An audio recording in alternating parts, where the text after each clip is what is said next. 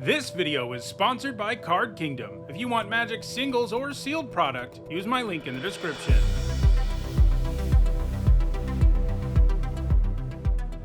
Hi everyone, I'm Hone, and it's time for another MTG Top 10, the series where I rank cards based on their historical performance at Magic's highest level of competition. And this is actually the 888th MTG Top 10, which is pretty crazy. Even though I'm the one who made these videos, it's somehow kind of unfathomable to me that I've made so many. So before we get into today's video, I want to thank all of you. I wouldn't have been able to make so many of them if people weren't actually watching them. Your support is what has led to me making so many videos. Without it, I wouldn't have been able to do what I'm passionate about, which is talking about Magic cards. While all of you are certainly the biggest factor in me making so many videos, I'd also like to thank Card Kingdom, whose channel sponsorship has been instrumental in me being able to devote so much time to making Magic content. And I'd also like to thank Into the AM, who have regularly sponsored MTG Top 10s for the last several years. Anyway, with this being the 888th episode of the series, I didn't think there'd ever be a better time for me to look at 8 mana, 8/8 creatures. When you spend 8 mana on a creature, you expect something pretty awesome in return. An 8/8 isn't a terrible starting point, as a creature of that size is likely to dominate most boards, especially if it comes with some powerful abilities.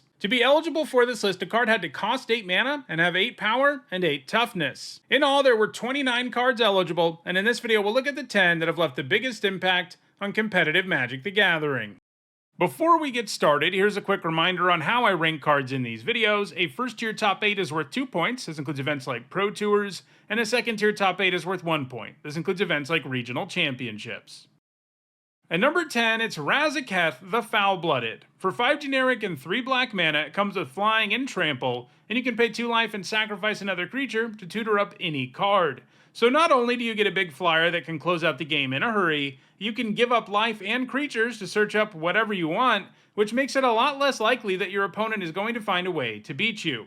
Paying 8 mana to get there is a hurdle for sure, but as we'll see with many cards on this list, the decks they tend to see play in find a way to get access to it anyway. For example, it was played in Standard in decks that could reanimate it or make copies of it from the graveyard using the Scarab God, and in Pioneer it was played in black-green ramp decks that could get it down ahead of schedule. However, Razaketh doesn't have any top 8 since 2022, so a new mana 8/8 is likely to take its spot on this list in the future. At number 9, it's Khalni Hydra. It costs 8 green mana and comes with trample, but it costs 1 green mana less for each creature you control. So obviously, this is pretty tough to cast if your board is empty, because not only does it take 8 mana, it takes 8 green mana, but if you can reduce the cost in this effectively, it can be a pretty darn scary thing, since it'll come down well before you get to 8 mana. While in Standard, it was played in mono-green ramp decks where your Llanowar Elves, Lotus Cobras, and Birds of Paradise all could get the Hydra down super early, since each of them could contribute 2 mana at a time, more or less. It's also seen occasional play in Modern Devotion to green decks, which play a lot of mana elves, and if you do get the Hydra down, it helps you produce even more insane mana using Nykthos Shrine to Nyx, as there is literally no other card in the game that can give you more devotion to green. However, like Razaketh, Khalni Hydra doesn't have any top 8s in quite some time, and it probably won't remain on this list in the long run.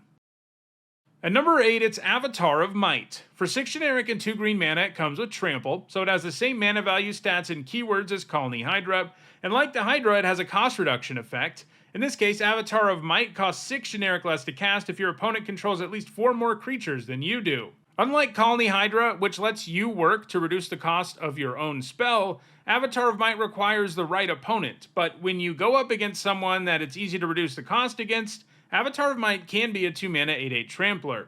While it was originally printed in Prophecy, it didn't actually see play until a reprint in 10th edition, at which point it made appearances in the sideboard of many green decks, especially more control-oriented ones.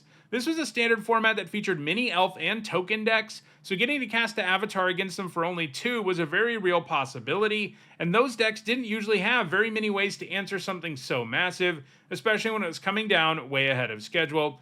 Like the other cards we've seen so far though, Avatar of Might has been inactive for a very long time. At number 7, it's Avacyn Angel of Hope. For 5 generic and 3 white, she comes with Flying, Vigilance, and Indestructible, and she gives other permanents you control indestructible too. So if you can get her down, the number of options your opponent has to deal with her or your other permanents are severely limited thanks to indestructibility, and her flying and vigilance means that she can pressure your opponent without giving anything up on defense, and it's highly unlikely they have anything that can attack through such a massive angel.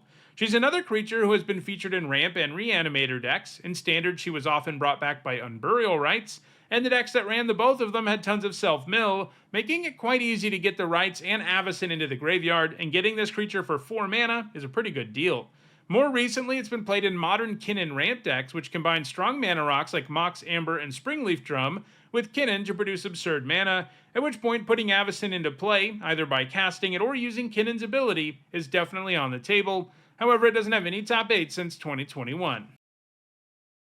At number 6, it's Gate Colossus, an artifact creature that can't be blocked by creatures with power 2 or less, and it costs 1 generic less to cast for each gate you control, and whenever a gate enters, you can put the Colossus from your graveyard on top of your library. So yeah, this big creature really likes gates, which are a land subtype, both becoming easier to cast and recursive when you have them around.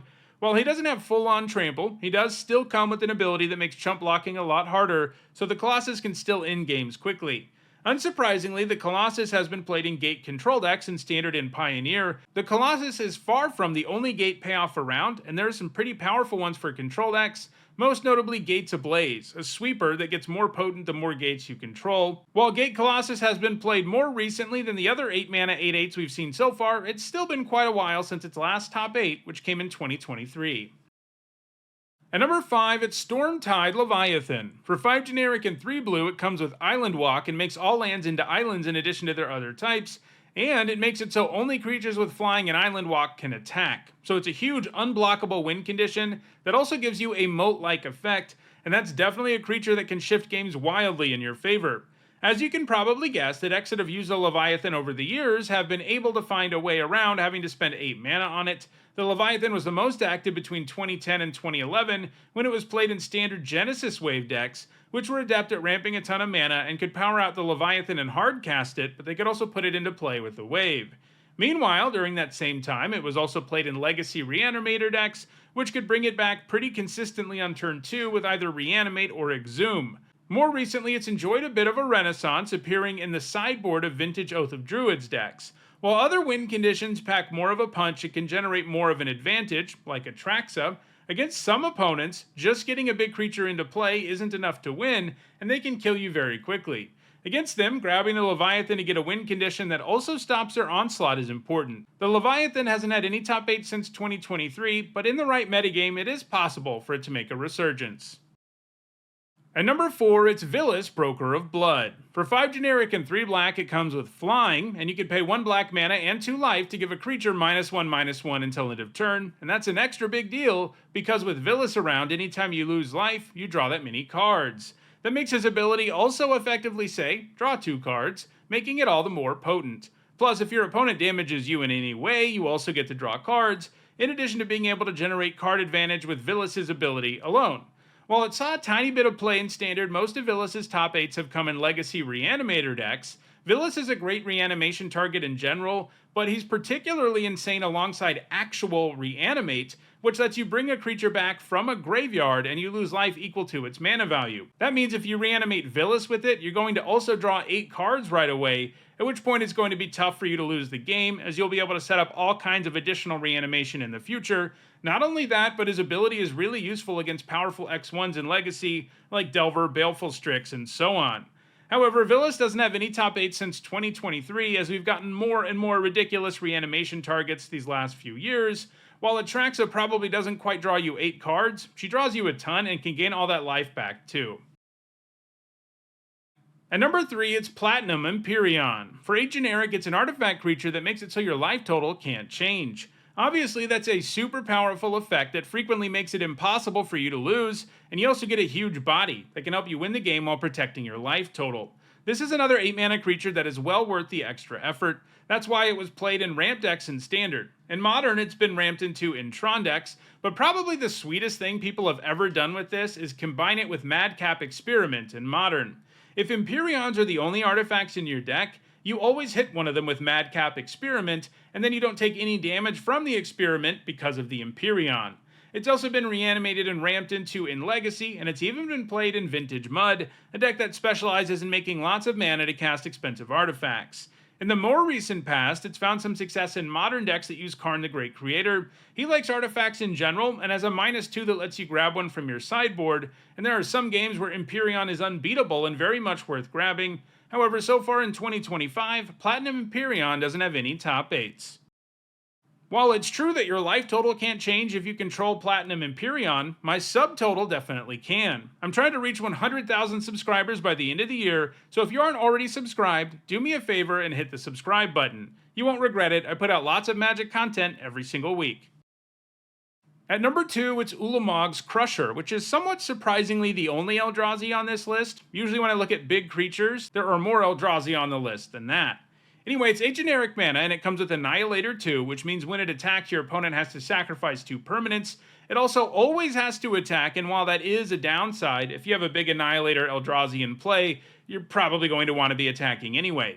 The only format that Crusher has been played in is Pauper, a format where only commons are legal. It's one of the strongest creatures in the entire format, so if you have a deck that's good at ramping mana, like Tron, or cheating creatures into play from your graveyard, like Dredge, Ulamog's Crusher is often one of the best win conditions. It's going to continue to rack up points in Pauper, but number 2 is definitely its ceiling on this list, as the number 1 card has a massive lead and is still being actively played. And that number 1 card is Cityscape Leveler. For a generic, it comes with Trample, and when you cast it, or when it attacks, it destroys a non-land permanent and gives its controller a tapped Power Stone. It also has Unearth for a generic, which means you can pay that cost when it's in your graveyard to return it to the battlefield with haste, and it gets sacrificed at the end of your turn. So yeah, as the name of this card would indicate, it can completely reshape the board. It levels 1 permanent right away, can take another one out every turn, and even when you think you've dealt with the problem, it comes back with Unearth and destroys another one. Upon being printed, the Leveler slotted right into decks capable of producing tons of mana in multiple formats. In Standard, it put up some top 8s in artifact ramp decks that leaned on cards like the Mightstone and the Weakstone and Thran Spider. In Pioneer, it's been played in Devotion to Green. This was especially true before Karn the Great Creator got banned in the format, as it could be grabbed out of the sideboard when you needed it. It's also played in the modern version of Devotion to Green, as well as Tron decks, which can produce massive amounts of mana in the early game. It also sees play in modern Mono Black Control, another deck that uses Karn the Great Creator to grab the Leveler out of your sideboard and can produce lots of mana, in this case thanks to Cabal Coffers. The Leveler is likely to keep gaining points in multiple formats, and it's most certainly competitive Magic's best 8 mana, 8/8 creature.